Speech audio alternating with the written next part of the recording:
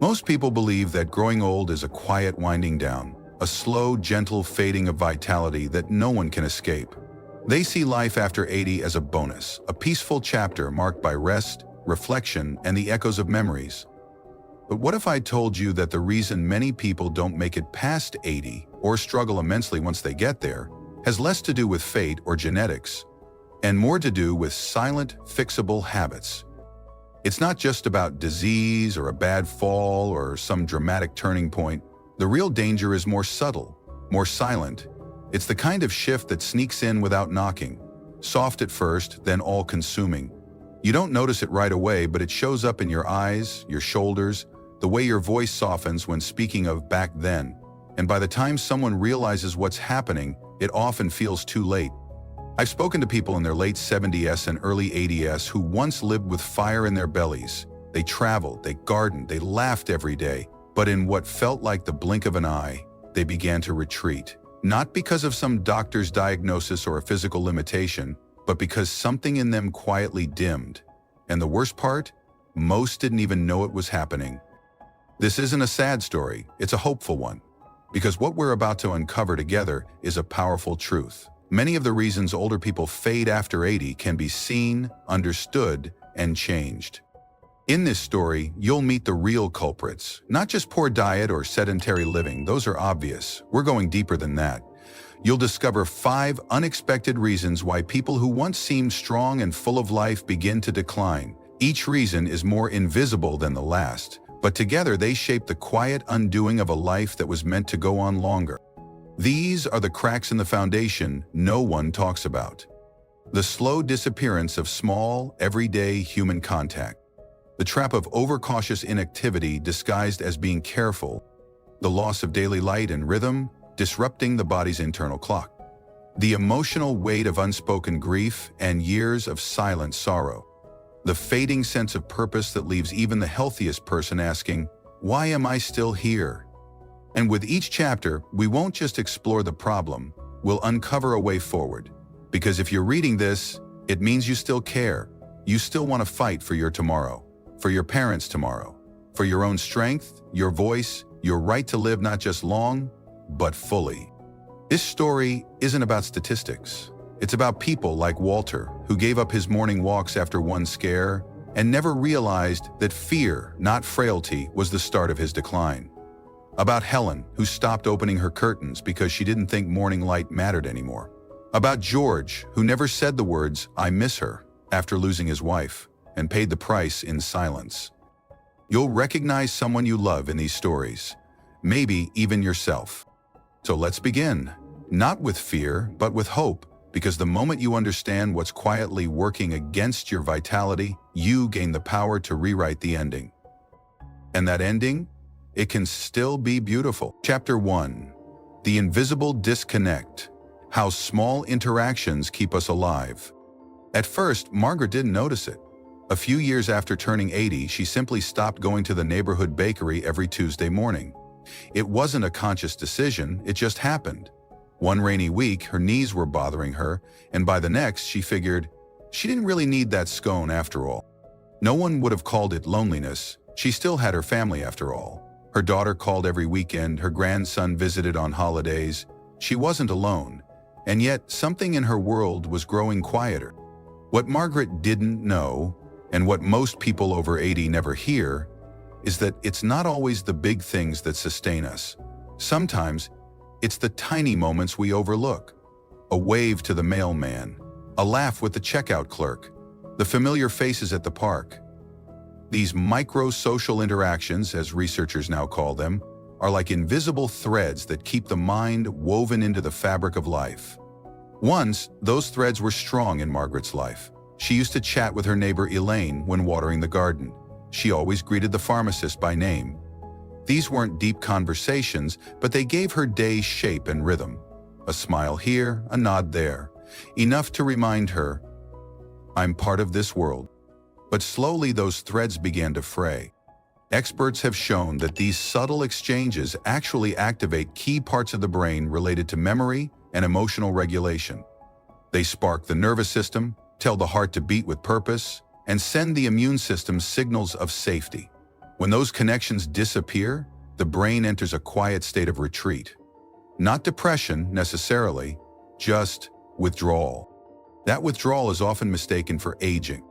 Let's be clear, people don't suddenly become forgetful because they turn 82. They don't lose joy because their birthday ticked over. What actually happens is that life begins to shrink. The world becomes smaller, and with it, so does our spirit. Margaret's story is not unique. In fact, it mirrors a silent crisis. Researchers from the National Institute on Aging have found that the #1 factor correlating with rapid cognitive decline after age 80 isn't diet or exercise, it's a drop in casual, everyday social interaction.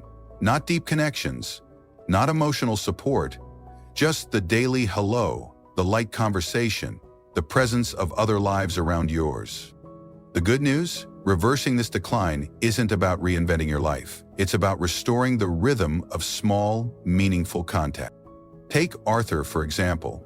At 85, he still walked every morning to the same cafe. He rarely stayed long, just long enough to greet the barista, smile at the regulars, and read the newspaper for a few minutes. That 5-minute ritual, it was his anchor.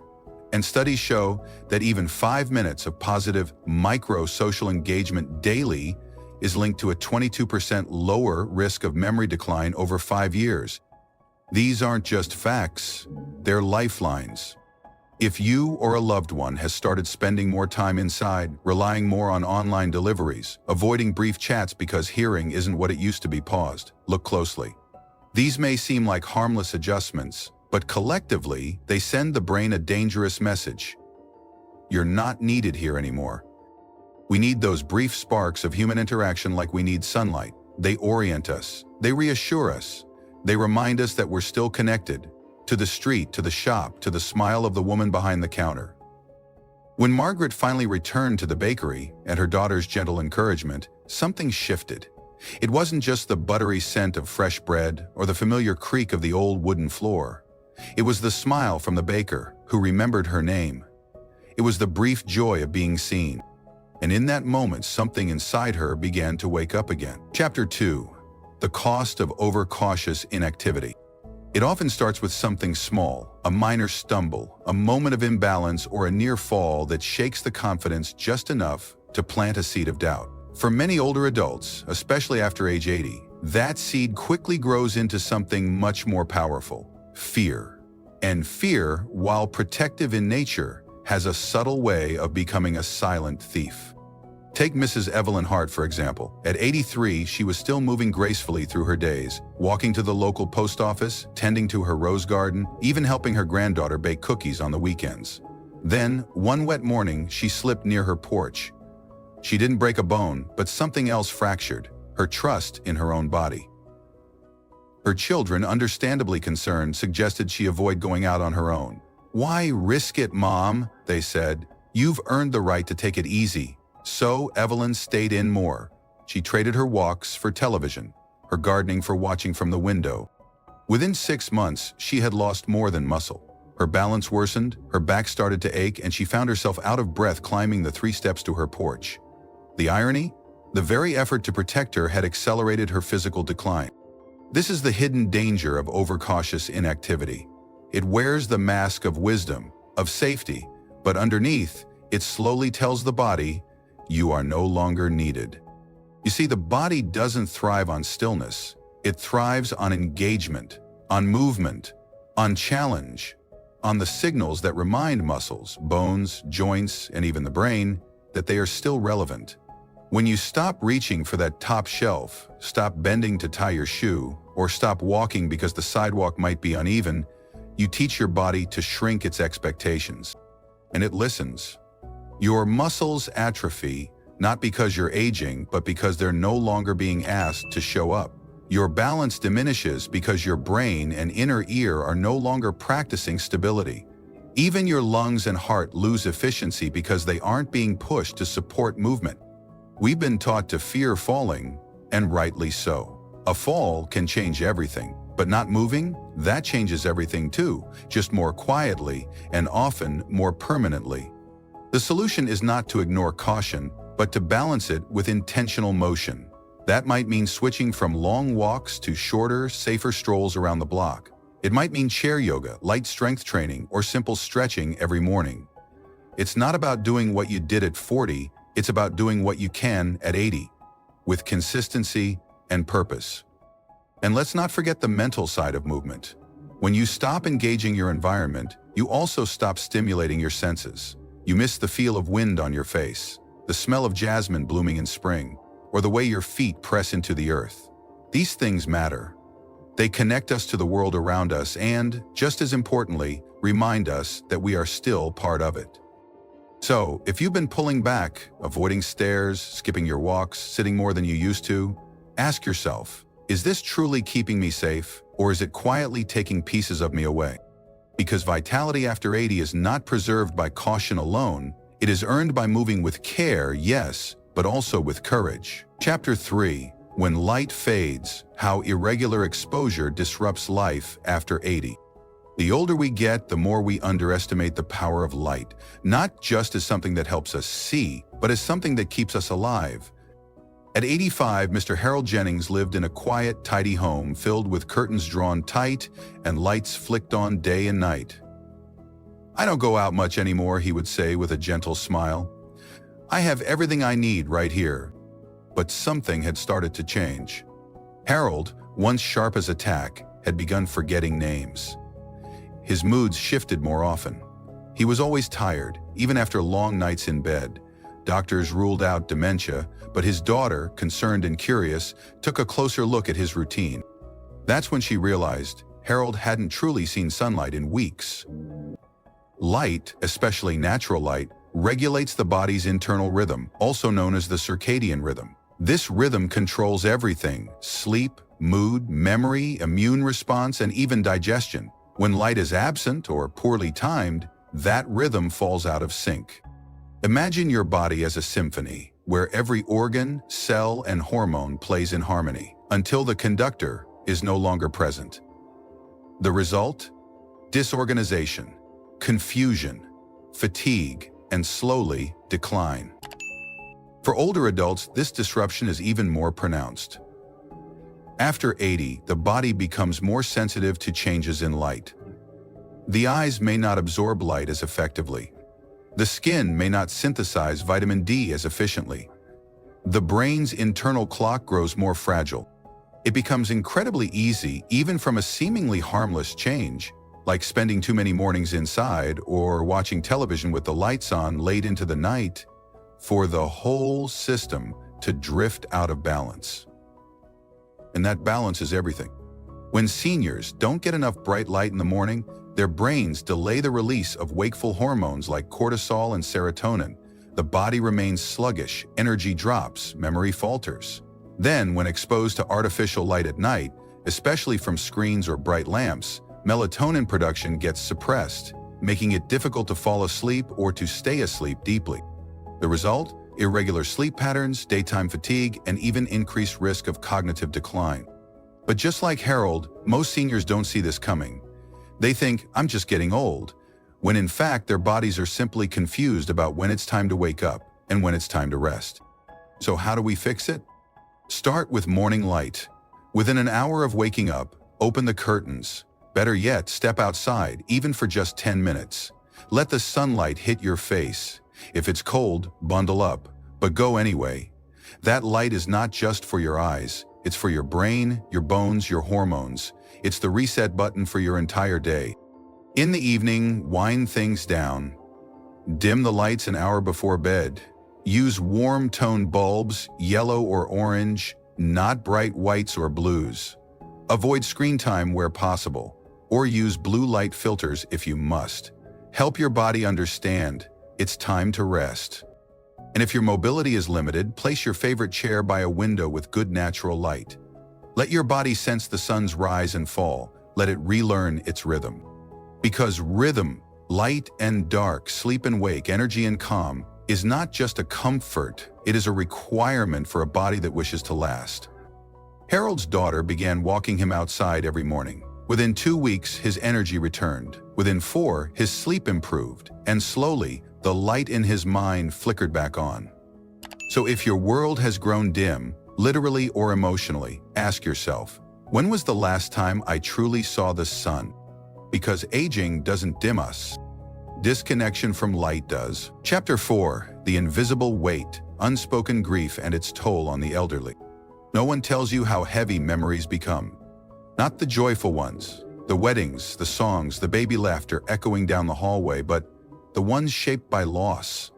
The long, lonely silence at the breakfast table where someone used to sit, the coat still hanging by the door, the habit of making 2 cups of tea instead of 1, only to pour the second one down the sink.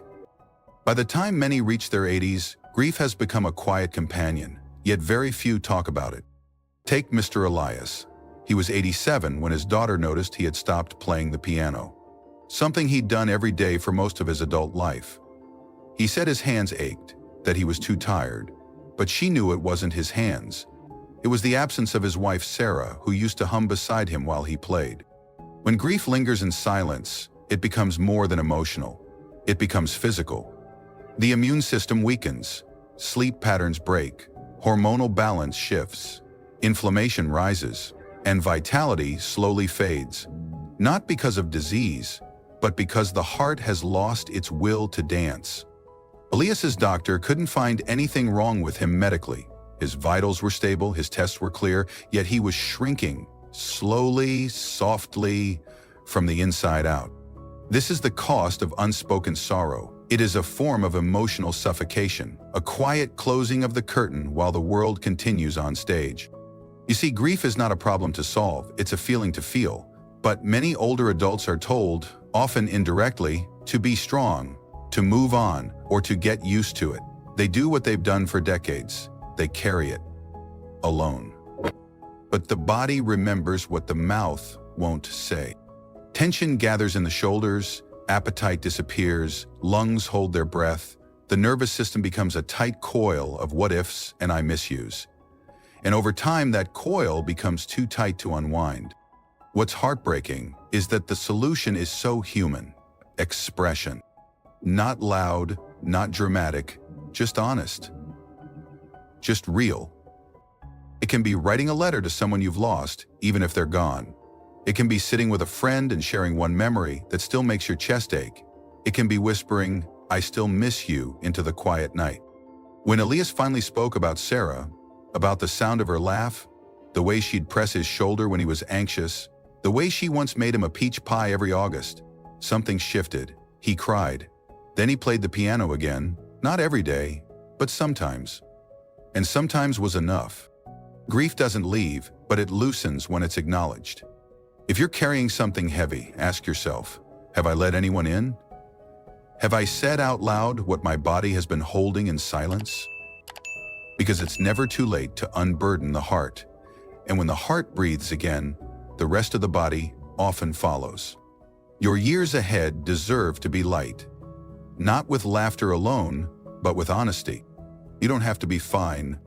You just have to be real. Chapter 5. The Fading Flame. How Losing Daily Purpose Silently Dims Life After 80.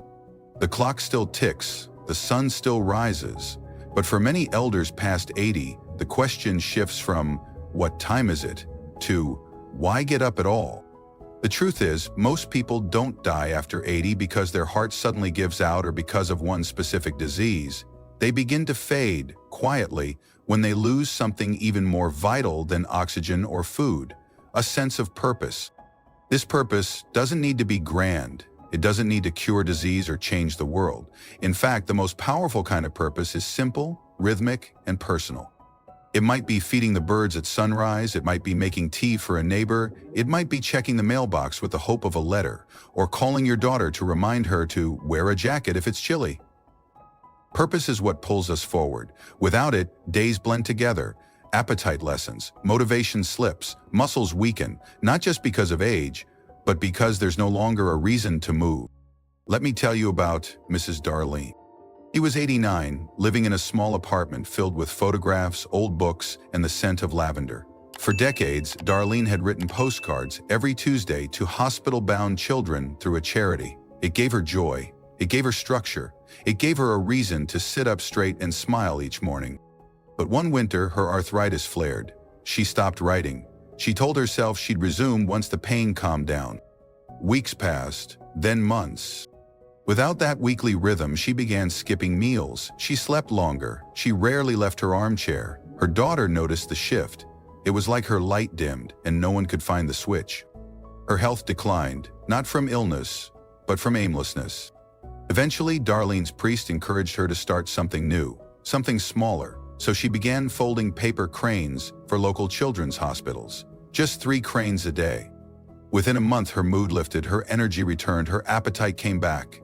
It wasn't the cranes, it was the meaning behind them. She mattered again.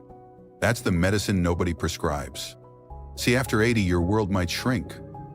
You might not drive as far, you might not walk as long, you might not host big dinners or fix things around the house.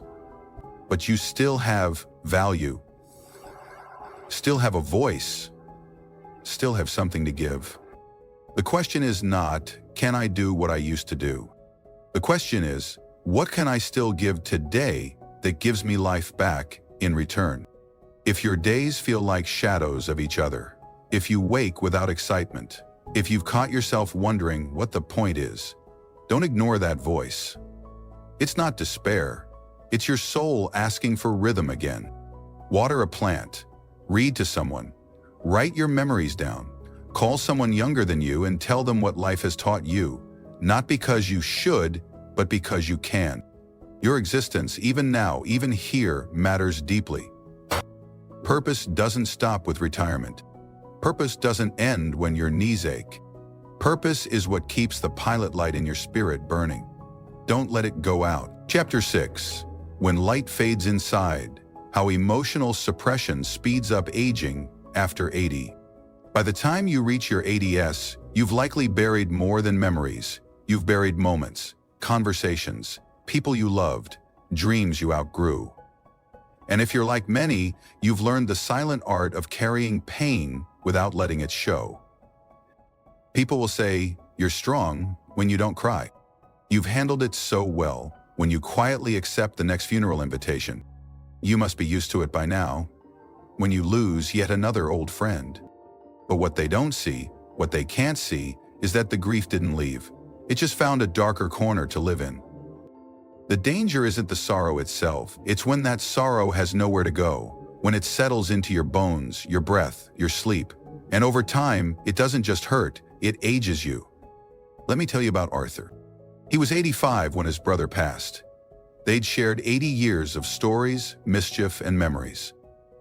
After the funeral, Arthur returned to his routine. Didn't cry, didn't mention his brother's name. His family thought he was doing well. But within months, Arthur's energy waned. He stopped playing chess with the neighbors. He lost weight. He slept too much or too little. His memory, when sharp, started slipping. The doctor ran tests but found nothing wrong. Physically, Arthur was fine. But emotionally, he was drowning. His body was reacting not to disease, but to unprocessed grief, to years of swallowed sadness. You see, after 80, the heart becomes more sensitive, not just physically, but emotionally. The nervous system doesn't regulate stress the way it once did. And when pain is buried, when tears never fall and stories never get told, it doesn't disappear, it calcifies. It creates silent tension in the body. It triggers inflammation, disrupts hormones, and slowly erodes well-being. In other words, the weight of what you don't say can become heavier than the years you carry. So what can you do? Start small, speak. You don't need a therapist, though one can help. You just need a safe place, a trusted friend, a journal, a cup of tea, and the courage to say, I miss him. Name the grief. Honor it. Release it. Sometimes the most healing sentence an elder can say is, that still hurts. Because when you give grief a voice, you tell your body it no longer has to carry it alone. And then something beautiful happens. Space returns. Your chest feels lighter, your shoulders lift, you breathe deeper, you laugh a little easier. You begin to feel more alive. Not because the pain is gone, but because it finally moved. One woman I met, Margaret, age 87, lost her husband decades ago. But it wasn't until she joined a small grief circle at her local library that she actually started to feel like herself again. "I didn't know I'd been holding my breath for 20 years, she said, "and now I'm learning to exhale." You deserve that too. You don't need to pretend you're okay. You don't need to hold back tears to be respected. Grief doesn't make you weak. It makes you human. And your healing? It doesn't have an expiration date. Whether you're 82 or 92, it's not too late to feel again, speak again, and heal again. So please, if your heart has been carrying something heavy in silence, let this be your permission to share it. Not just for peace, but for life. Chapter 7. When the days lose shape, how lack of daily purpose shortens life after 80. There's a quiet shift that happens in the lives of many older adults, and it rarely makes headlines. It's not a sudden fall or a shocking diagnosis. It's something much more subtle. And yet, its impact on longevity is profound. It's the slow disappearance of daily purpose. After 80, it's easy for routines to loosen. Appointments lessen. Family visits grow sparse. Long-held roles, employee, parent, volunteer, fade into memory. And when those anchors disappear, so does a hidden structure the body and mind have always relied on.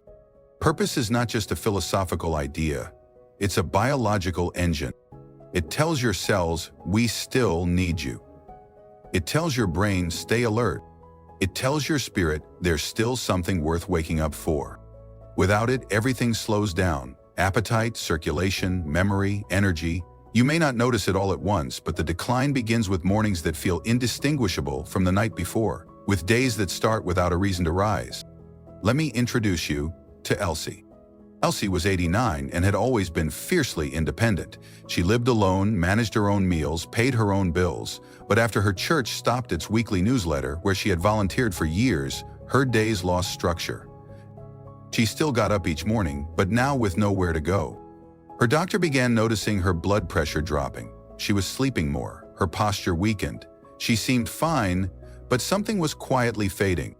Her granddaughter, visiting one weekend, noticed Elsie had started eating toast for dinner. Nothing else. When asked why, Elsie said softly, "I just didn't see the point." And that was it, the quiet truth. She wasn't in pain, she wasn't sick. She had simply lost the why behind her what. When the reason disappears, the rhythm follows. But it doesn't have to be this way. You don't need a grand life mission to keep going. What you need is a thread, just one reason to get up and move each day. It might be feeding the garden, writing one line in a journal, checking in on a neighbor, knitting a blanket for a child you've never met, reading a poem aloud, or saying a prayer at sunrise. These aren't small things, they are anchors. They give your body cues to keep functioning. They give your heart rhythm. They tell your mind, we're still part of something. I once knew a man named Jerome, 91 years old, who insisted on organizing the neighborhood's recycling bins every Wednesday, rain or shine. He said it made him feel like the guardian of the street. And that small, quiet role? It was enough to keep his bones strong, his spirit lighter, and his eyes clear. Because when your days have shape, so does your life. And when your life has shape, your health listens. So if you've lost some of that shape, if your calendar has grown empty and your afternoons feel endless, please begin again. Find one small thing to care about, then do it again tomorrow. That's how you plant purpose back into your days. And in return, purpose will do what medicine alone cannot. It will keep you alive, not just in years, but in depth, in meaning, in joy. Final words, the truth most never hear about aging after 80. Now that you've walked through each chapter with me, I hope one thing is clear. Most people don't decline after 80 because of a single moment or mistake. They decline because of slow fades, silent shifts, invisible changes that happen gradually until one day you look up and wonder where your vitality went. But that also means the path backward isn't sudden either. It's not about turning everything around overnight. It's about noticing the small things. Are you talking less to others? Are you moving less out of caution? Is your sleep no longer restful? Are you carrying grief that never had a voice? Have your days lost their shape and your spirit its spark? If so, it's not too late. You can start today with one walk, one conversation, one glass of water in the morning, one reason to rise. Longevity is not luck. It's a pattern of small, wise choices made again and again. You deserve to feel alive in your 80s and beyond, not just breathing, but belonging, moving, feeling, and loving. So please, don't fade away quietly. Speak, move, connect, grieve, hope, begin again. Because while the world may not notice, your body will. And so will your family. And so will the people you still have yet to meet. Thank you for staying with me to the end. If even one part of this story touched you, inspired you, or reminded you of something important, you've already taken a powerful step toward changing how you age. You're not done yet. Let this be your beginning.